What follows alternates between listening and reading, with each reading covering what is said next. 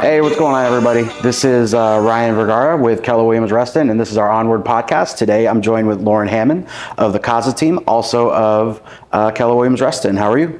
I'm good. Thanks for having me. Absolutely. So Lauren has been in real estate for a couple years. You're young. You're 24. What made you get into the real estate business? Yeah, I got into the business straight out of college, and I really was pushed to do something more entrepreneurial after working in nonprofit. I did an internship in nonprofit. I did an internship in HR. Both of those involved me being in an office all day long at a desk, you know, kind of that more structured life. And I just realized one day, I see my coworkers in my office building more than I see my friends and my family and the places I actually want to be. Right. So real estate was like this little bug in the back of my brain. Couldn't quite shake it. And I don't know, I hadn't seen it on TV. You know, I didn't really have that much, you know, exposure to real estate really, other than that. So I just, with the push of my friends and family, they were like, just try it. If you hate it, at least you tried it. And I'm glad they pushed me because this is the coolest business to be in as a young person. I got in almost identical. Really? Yeah. So, I mean, I'd done a little bit of everything. So I was in banking for a long time. I was in the restaurants for a long time. Then I worked in the gyms doing sales and service. I had a conversation with somebody like, if you're in sales and service, why are you not selling the most expensive thing that you can? And I was like, ooh, that makes some sense. And so I came back, I had a conversation with a buddy of mine, and I was like, dude, do you think I could do this? And he's like, absolutely. He's like, you can talk to anybody under the sun. Yeah. You identify, you've lived here your entire life, so you have a huge sphere of influence. Yeah. So I went out, I got licensed, and I started right away. I wasn't 22 when I started. I think I was 30, or 30 or 31. But still, that's still relatively young in the real estate game, right? Absolutely. I mean, I would probably put the average agent's age somewhere in their mid to late 30s is probably the average. But younger than 30, you don't see a whole lot. And that comes with a whole different bit of challenges. So getting into the real estate game, just starting out, what are some challenges that you faced just in general in the real estate game, but also like just because of your age? Yeah. So some challenges I had right away were just a whole bunch of limiting beliefs. That was the first big hurdle I had to get over. And I mean, I still have them every now and again, but just saying, well, none of my friends are buying and selling real estate. Like I was 21, straight out of school. We were all just, everyone's trying to get their life together. All your friends are still renting, or they're just out of college. Yeah, right? We're all living in our parents' houses and things like that. So one of the first initial things was, who am I talking to? Right? Who am I calling? And it took me a little bit of time to get my feet set in what I was doing. Like I did a little bit of cold calling. I tried some door knocking. I tried some, I kind of tried all these different things. Yep. So that was my first big challenge, was just kind of, who am I talking to? And then I realized I was really just underestimating the power of my sphere, right? So once I got through that, I was like, wait, I can make a ton of money helping people with rentals. And then they're in my web, and now they're going to be buyers one day, in that whole process. So that was that. And then in terms of being young and challenges I have, you would probably expect me to say people don't hire me because I'm young. And I've only run into that one time. Yeah. And they didn't even directly say that to my face. I was told by the person who referred me, right? But what I knew then was that I didn't articulate my value well enough. It was a moment of just actual growth and learning. I haven't really had that many people be like, no, I'm not going to hire you because you're 24. I had that pop up when I first got into banking. Yeah. Somebody came in with their retirement funds and they wanted to do some things. And I was a young kid. Customer service was what open and closing accounts and things like that. Yeah. And they said it's strange to me. So this person was older, probably in their 60s. And they're like, I am setting up retirement accounts with a 19-year-old kid. Why should I trust a 19-year-old kid? And then I went into my spiel because I was confident, and I think you can overcome some age discrimination. Maybe bias. That's probably by being confident, knowing what you're talking about, being a professional, totally, and with the knowledge that you have. So for young folks coming in, take the time to learn. Yep. Right. You were going to fail, right? Totally. Like, no, without a doubt. Like I still fail weekly. Absolutely. Right. But you learn from that, then you become the expert, and then you gain confidence, and I think you're able to overcome some of that stuff. So did you ever get the objection when I first started? One of the objections that I had, reaching out to my sphere was, oh, I'm using one of my parents have a guy. Have you gotten that yet? I've gotten plenty of my parents have a guy, or Right. oh, actually, I actually talked to my parents' person, and then da da da da, and I'll start having conversation with people, and I feel like we're walking down the path, and then the parents butt in. Yeah. And again, I think it's some of that age stuff, right? Like they're like, that chick is 24. What do you mean, right? So I've had to have the conversation with my friends that I'm like, I totally respect that your parents have somebody, but if I'm going to be somebody in this business, I need to be your somebody. It's great that your parents have somebody. It's great that you have another reference, or you do have options. If you'd like to talk to them, I'd like to talk to you too and see how I can help you. Yep. But if I'm going to be successful in this business, I need to be your guy. And I just like the opportunity to do that. Literally that script, if you call it that, but that's just very natural response to when someone just kiboshes you for no reason, right? Like, hey, wait, actually, and I tell people, I just actually had dinner with a friend last night. Her and her boyfriend will be buying. And I said, listen, I want you to know that I do not already think you are my client. I am still going to earn your business. Yeah. I want you guys to know that. And I could see some of the pressure like come off her face a little bit. I don't want people to think that just because they're in my web, or we've had conversations, or I've helped them answered questions, that I automatically think, oh, you're my client. Yeah. I truly earn each and every piece of business I have by articulating my value. I think that's really important, to continue to earn your business. And I had that conversation earlier this week. Brand new buyer, I'd never met them before. It was a referral to me, and she flat out, she's like, I am interviewing agents. I was like, perfect. Good. I was like, what I'm going to tell you is I am going to earn your business. Yep. And I will continue to try and earn your business until you tell me to stop. And I think that's really important, that you don't just go in and assume that they're Yep. yours. Now there is a little bit of, when you're my client, when you're working with me, like you start insinuating those things that they already are working with you. But I told them up front, I will continue to earn your business until you don't. Please do not hire me. Please do not hire any agent because they're your mom's auntie or Totally. your friend's friend or whatever.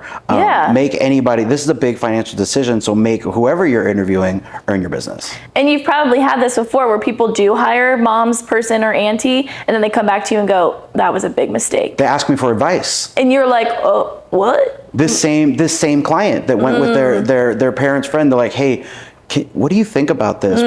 Can you look at this contract? Like something, I'm like, yes, I can do this. And I didn't say anything. Like in my mind, I want to be like, I told you, right? But I know, you have to keep our ego in check. right. But I'm like, nope, be a resource, help your friends, right? Those things will come back to you. Totally, totally. So now in your business, so those are some of the hurdles that you had, in your business when you first started.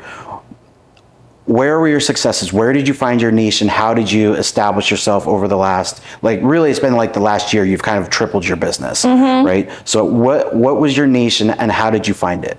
Yeah, so after the first full year of really just trying to figure this business out, there's a lot to learn, there's a lot to know. It was really last year where the snowball just started rolling so fast down the hill. And that's because I really leaned into social media and my sphere. So I said before, I was kind of not ignoring my sphere, but kind of just discounting how valuable they were just because we're young, right? I was even doing it to my own people.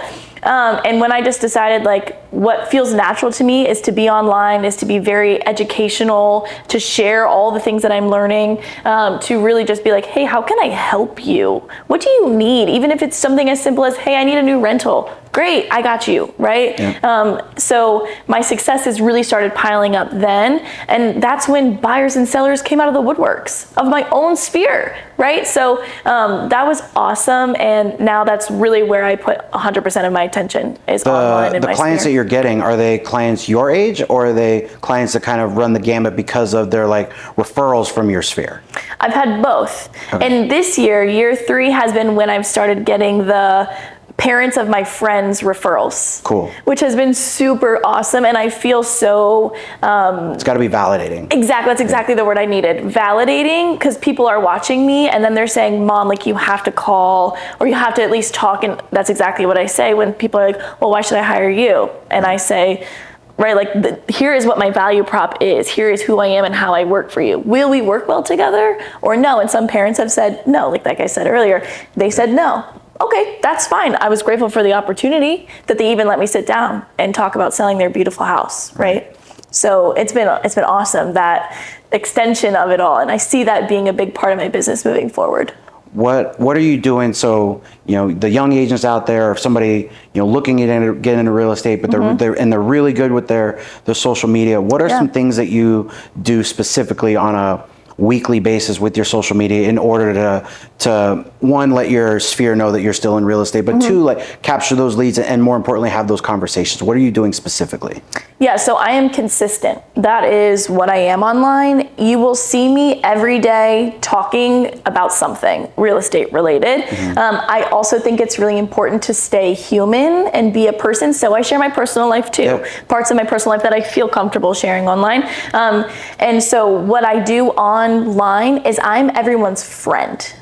I'm also just happen to be a real estate agent, right? So I take that approach when I'm talking to people online and less of the salesy route, right? Which I think is why people feel so comfortable to come to me with their questions or what it be, or they're ready to make these moves happen. Or I have conversations all the time with people who are like, I love your content. You're teaching me so much. I'm not quite ready yet, but you're my girl. And so knowing that all of those seeds are planted for the future keeps me going, keeps the fire lit under me. I think this business, no matter kind of what real estate, you can do a whole bunch of different things, but whether you're trying to drum up business or get clients, I think the easiest way, just have a conversation.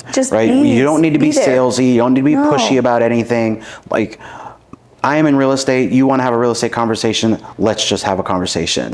What are some of the conversation starters that you're using on your social media to kind of capture those types of conversations? So I don't want people to underestimate the features that Instagram has and Facebook and TikTok has for us to pull people in. For example, I use the poll feature on stories. I'm telling you, I've made more money from Instagram stories than it's probably worth admitting, right? And because I don't want people to think that I'm putting these things on there just to make money, right? So I use these Instagram polls to just ask questions. People love giving their opinion. People actually want to be like yes or no when I ask a silly real estate question. Or I say, like, what would you like to buy one day? A multi-mansion? You want like a farmland with a ton of acres, right? So I'm asking people questions that make them dream and make them think big, and also just about their real estate goals now. So it's like kind of run the gambit with the questions,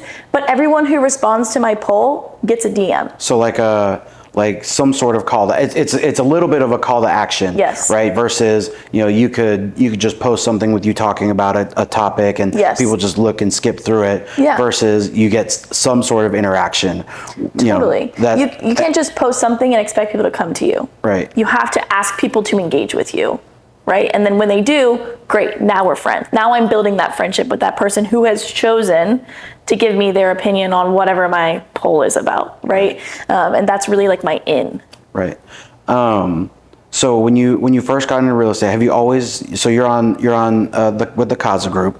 They're easily one of the biggest teams in Virginia, if not the country. It's run by Rob Cervez, who is one of the big visionaries within Keller Williams and the real estate industry and the real estate investing industry. Have you always been on Kaza? Did you start as a single agent? Yeah. So I was introduced to Rob by my best friend's dad, who's a lender. He said, check out this guy, Rob Chavez, just put this ad on LinkedIn that he needs an assistant. And I had just got my license. So he was kind of helping me out. And I met Rob, and Rob's like, oh no, you're not going to be my assistant. Like, come on, let's get you in this game. So I joined the Kaza Group. I literally didn't interview any other brokerage, any other team. Like, I was captured. Like you said, Rob's really a visionary. I was captured by him. And so I've been on the team 3 years now, almost 3 years in October. So. And what do you love specifically about Casa? Because you do have agents have options to be single agents or join teams. Yeah. What is it about joining a team and specifically Casa that you like and that you continue to be in business with them? Yeah, it's the culture. It's the culture. It's that I walked in and they said, come to us. We will love you and guide you and help you. And then we will set you off to fly and fly in our Casa sphere. And so it's the culture. It's that we're constantly evolving. We're always having really important conversations about the market, about what our numbers are looking like. We're not skipping over the hard stuff, which helps us all stay really accountable, especially in a year like this where things are down. We're all down, but we're talking about it and we're talking about how we're going to get out of it. And in the good years, we're talking about how great this is, but also, okay, let's protect our downside. What do we need to do just for the year that we knew that was coming? Sure. So it's those conversations. It's the people within the team. Everyone's doing something different at a really high level, and it's so cool to watch that and be part of that, which helped me say, like, what's going to work for me when I was just getting in and I kind of landed on social. But I watched Matt Nagel farm, and he's been, so he taught me all about that. Dave Zimmerman doing very similar things. Right. Mike does all his investing. Mike does all the investing stuff, right? And that's not something that I don't do. It's just not something I 100% focus on like he does. I think that's where a lot of the success that Casa has comes from, is because everybody is so diverse and everybody has there's so many different ways to be successful as a real estate agent. Yep. You find your niche and you go in 100% at it, but everybody in that group is good at something different, and that makes a team really good together.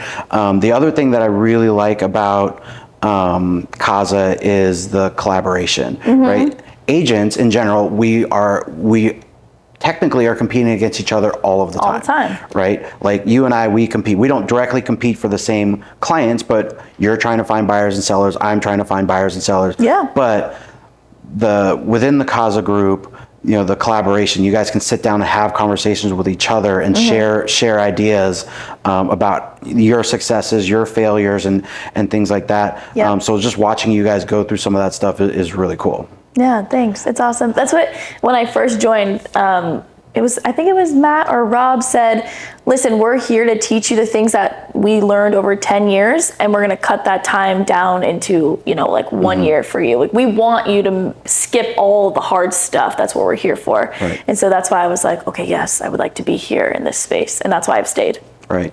And so Casa is also part of Keller Williams Reston. Yes. And I know you love the Keller Williams Reston office for a multitude of reasons. But what are a couple of things that you really like about Keller Williams Reston, and what are some things about that you like about the direction that we're going here in Reston? Yeah, I'm really excited about this office. I've loved this office since I got here, right? When I got here, you weren't even here yet. Right. It was literally just pretty much Isaiah and I and Rob in the back in our old office space. But I was really excited, and I am still really excited just about what can be built here. Yeah. And we've been building, and it's been so exciting to be part of that, and the culture that's being built, and the people that are coming in more often, and how we sit here in this amazing space and we collaborate. Again, we're not just collaborating on Casa. Within KW Reston, we've got different teams, different solo agents. We're all sitting around this table, sharing ideas, helping each other, and even doing deals. Like I literally watch deals get done. Like, oh, I've got a buyer. Oh, I've got a seller. Like, it's amazing. So I love just the energy in this office. And I'm so excited to see this office literally explode. And to be part of that gives me, it again, lights the fire underneath me to just keep going and keep doing what I'm doing. Because I think we are going to be known everywhere. Everyone is going to want an office like this with a space like ours. It's been really cool to watch us grow. So I've been here a year and a half. Yep. Right. I was in our old space. We moved into our new space. I'm excited about the direction. Nothing's built right away, right? It takes time. But some of the things that that we're starting to do, and some of the things that we've put together. We've added our leverage center here in the market center. We do some basic marketing. We have some other things that we're looking to add, through the rest of this year. I just had a meeting about it, and it's really cool that we can start to add some value, not only to our teams, but to, agents that are looking to get into the real estate business, or agents that are looking for a change. One of the things that, agents gravitate towards teams is the leverage side, is the collaboration, is the camaraderie, the systems, the back end support, the marketing, all of that stuff. If we're able to add some of those things here at the brokerage level, that's a big value add for a lot of agents. Looking to get into the business, anybody looking for a change, but also how we're able to also support some of the big teams in what they do by adding some more leverage here and services to the market center. What Isaiah has been building with the social media and the media and the podcast studio and this type of stuff. You don't see this in a lot of other brokerages. No. So I'm really excited in that direction. The other thing that I'm really excited about, particularly here in Reston, Rob has started his Grid Investor Group. We have different conversations here in Reston than they do, I think, in other brokerages. I think a lot of brokerages, they talk about education and training and support and brokerage help and all of that stuff, and that's pretty standard across the board. Any brokerage you go to is going to offer that type of stuff. But the high end conversations that we talk about investing and money, wealth building, right? The different avenues that you're able to make money within real estate. Those types of conversations that we have here monthly and weekly, and just sitting around the lunch table is really, really cool. So watching The Office do some of that stuff over the last year has been a lot of fun. Wait, let me add one thing, because I think now that I've been in the business and I understand it so much more, right? Over 3 years, you learn so much by just conversating, and not everyone's meant for a team. Right? Not every agent is gonna want the structure of a team and the accountability of a team and all that stuff. They have their own thing. So to build a space here in Reston that is both very solo agent friendly, and with the leverage and the things that sometimes solo agents say, like, oh, I would join a team because of, but we have it. And for the people who want to be on a team, but also part of something bigger than just the team. We have this really cool space, and everything that we're building is for both. And I love that. I'm so excited for that, for it to keep building, because it really is. It's been fun to watch it grow and put together the ideas. So we meet with our ALC, which you're on, and we talk about the direction of the market center, what we'd like to see, and what our value proposition is. So it's been fun to kind of put those things together with you guys and grow. What is, before we finish up, I want to know what do you see out of yourself in your real estate career over the next year? Where do you see your business? Where's your growth? I feel like I'm right on the pinnacle tipping point of my business, where in the next 365 days, I'm going to be so busy that I can't do it alone. So I'm already starting to think about showing partners and adding in some of those things, leveraging, so that I can continue to lead gen as hard as I am and do what I'm doing online. So I see that being where my business is going. I've also been teaching, which at other market centers, my social media class, and I have so much energy around that. And so I'm really looking to kind of take that to the next level in the next year and spread it farther and wider than just right here in Northern Virginia. So having those conversations too. So I'm really excited to see where am I next July, because I think I'm going to be in a completely different place than I am right now. That's really cool. And the adding the showing agent, the leverage piece is crucial. When you get to that point, it's crucial because you get a little bit of time back, right? You're able to spend more time with your family and your friends, what's really important. You're able to leverage that time into the teaching. I've attended your classes. They're really, really great. But as you grow over the next year, adding some of that time back through a showing assistant or a buyer's agent or whatever is going to be really, really cool for you. Well, thank you so much for sitting down. I love, chatting with you and kind of getting, your story and where you're going.